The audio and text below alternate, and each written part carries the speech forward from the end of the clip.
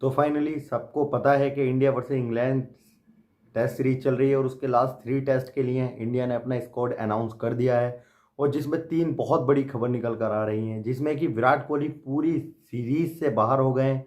और दूसरी बड़ी खबर यह है कि केएल राहुल स्क्वाड में वापस आ गए, रविंद्र जडेजा भी स्क्वाड में वापस आ गए। लेकिन जो सबसे बड़ा रीज़न है, उन दोनों की सब्जेक्ट टू फिटनेस के ऊपर है पूरी कहानी, कि अगर वो दोनों लोग फिट होते हैं तो खेलेंगे, अवेलेबल वैसे रहेंगे। हो सकता है कि थर्ड टेस्ट ना खेल पाए दोनों, या दोनों में से कोई एक खेल जाए, पर ये कंफर्म नहीं है। हाँ, स्क्वाड में बेशक हैं, लेकिन अब सबसे बड़ा सवाल ये होता है कि विराट कोहली को रिप्लेस कौन करेगा। हाँ जी, सबसे बड़ा सवाल यही है कि विराट कोहली को रिप्लेस कौन करेगा। अभी उनके स्थान के लिए 3 कंटेंडर हैं, जिसमें से सबसे पहले जो है सरफराज खान आगे आ रहे हैं, क्योंकि श्रेयस अय्यर को भी लगा, सुना था, न्यूज़ तो ये निकल कर आ रही थी कि शायद वो इस वजह से बाहर हो गए कि इंजरी हुई है, पर नहीं, ये तो 3 टेस्टों की सीरीज है, इससे उन्हें ड्रॉप कर दिया गया है।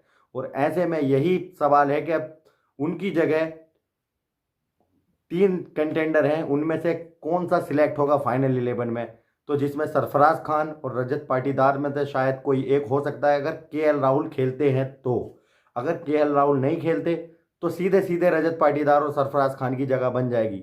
अगर इन दोनों में से एक को चूज करना पड़े तो दोनों के फर्स्ट क्लास के आंकड़े भी तुम्हारी स्क्रीन पे सामने हैं, आप देखो। जिसमें से सरफराज खान का जो औसत है नियरली 70 का औसत है, और वहीं अगर रजत पाटीदार की बात की जाए तो उनका लगभग 46 का औसत है।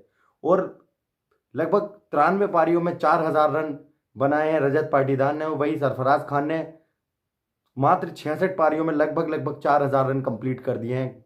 सरफराज खान का कन्वर्जन जो रेट है वो भी बहुत गजब का है।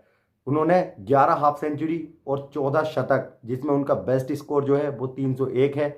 और वहीं रजत पाटीदार का जो स्कोर है वो 196 है। और उनका कोई सानी नहीं है सरफराज खान का।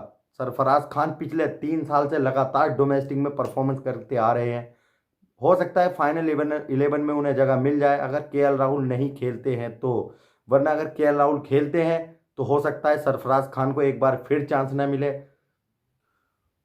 और जो दूसरी सबसे बड़ी न्यूज़ है निकल कर आई है वो ये है कि आकाशदीप को सिलेक्ट कर लिया गया है और अवेश खान को बाहर का रास्ता दिखा दिया गया है।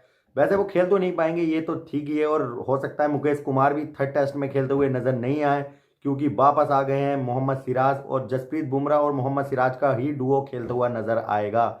अगर रविंद्र जडेजा खेलते हैं तो 3 स्पिनर खेलेंगे, जिसमें से हमारी बैटिंग में भी डेप्थ आ जाएगी। अगर वो नहीं खेलते हैं तो फिर से एक बार रविंद्र जडेजा के स्थान पर कुलदीप यादव खेलते हुए नजर आ सकते हैं।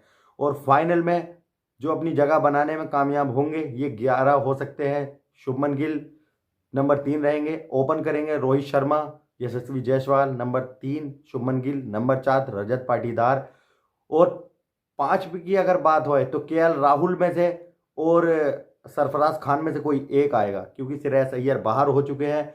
और नंबर 6 पर जो है वो केएस भारत रहेंगे।